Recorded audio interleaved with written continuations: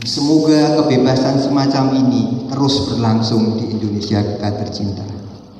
Namun semoga setelah pemilu dua kubu bersatu lagi, bukan hanya Pak Prabowo dan Pak Jokowi, bukan hanya tim sesnya, tapi semua pendukung kembali bersatu lagi, semua kubu-kubuan di keluarga bersatu lagi. Jadi tidak ada lagi kubu-kubuan di antara teman dan keluarga. Semoga semua bersatu padu membuat Indonesia yang makin demokratis dan damai serta rukun.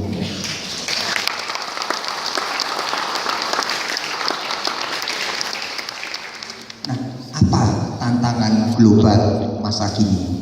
Saya akan sebutkan 4 tantangan global masa kini. Banyak, tapi yang saya tahu 4. Pertama, mengenai masalah lingkungan hidup, khususnya polusi udara dan perubahan iklim. Kedua, mengenai sistem keuangan internasional yang cenderung membawa krisis keuangan. Ketiga, pertarungan antara sistem demokrasi dan sistem otoritarian. Keempat, diaspora Indonesia. Tantangan pertama, kita hidup dalam satu planet yang sama. Terbayangkan kalau tahun 2029 kita bertemu di ruangan ini dan masing-masing kita semua di belakang kita membawa tabung isinya oksigen, dan kalau nanti makan malam ada botol-botol berisi udara. Untuk apa?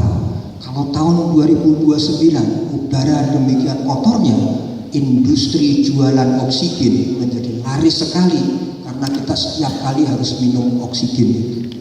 Dan ini bukan khayalan, di Beijing sudah terjadi, orang jualan botol berisi udara segar. Akankah ini terjadi di dunia? Dan polusi Cina demikian dahsyatnya sampai terkirim ke bagian barat Amerika Serikat. Akankah Indonesia dan dunia menjadi semacam itu? Bagaimana mengelakkan hal itu? Harus bekerja sama internasional, harus kerjasama semua orang di seluruh dunia. Dan bagaimana peran Indonesia di dunia internasional dalam hal lingkungan, termasuk polusi udara? Bapak-bapak, kalau mau mohon, bagaimana menurut Bapak kebijakan luar negeri kita dalam soal lingkungan hidup? Kedua, sistem keuangan internasional. Sistem ini sudah masuk kemana-mana. Sektor keuangan makin menguasai perekonomian. Di dunia konsumsi makin menggila, orang berlomba-lomba meningkatkan konsumsi. Dan Indonesia sekarang dilihat sebagai pasar yang menarik oleh para pebisnis internasional. Kenapa teman-teman kita dilirik sebagai pasar internasional, pasar yang menarik? Pertama, karena kita itu suka konsumsi. Kedua, kita itu suka boros. Ketiga, kita itu suka ngutang. Dan ini kita menjadi pasar yang menarik oleh bisnis internasional. Nah, gaya hidup semacam ini, gaya hidup tidak sehat, dan sistem internasional keuangan semacam ini tidak sehat. Krisis demi krisis akan terjadi dengan lebih parah. Nah, apa yang akan Indonesia lakukan di dunia internasional? Indonesia tidak bisa bekerja sendiri. Walaupun Indonesia mencoba hidup sederhana, tapi kalau ekonomi internasional sistemnya semacam ini, orang masih akan berlomba untuk konsumsi, utang dan utang. Bagaimana kebijakan kita untuk bekerja sama dengan internasional untuk mengubah sistem keuangan internasional yang sudah sangat buruk? Ketiga, di dunia ini ada pertarungan ideologi dari yang demokratis dan otoriter muncul di mana-mana. Dan selama ini di kancah regional dan nasional global, Indonesia selalu mencoba menyebarkan visi demokrasi dan hak asasi manusia.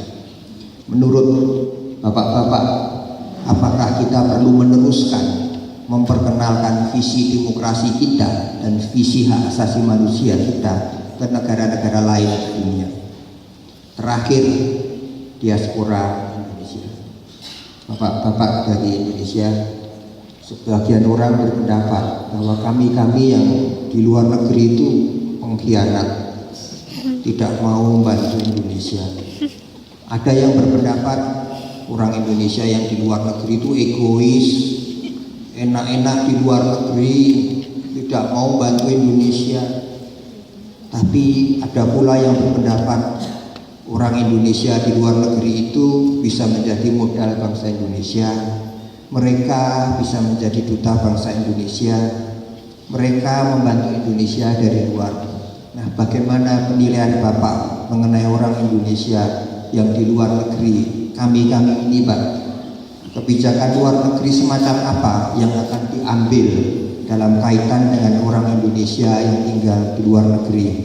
Orang-orang seperti kami ini perlu disayangi atau tidak, Pak? Terima kasih, Pak.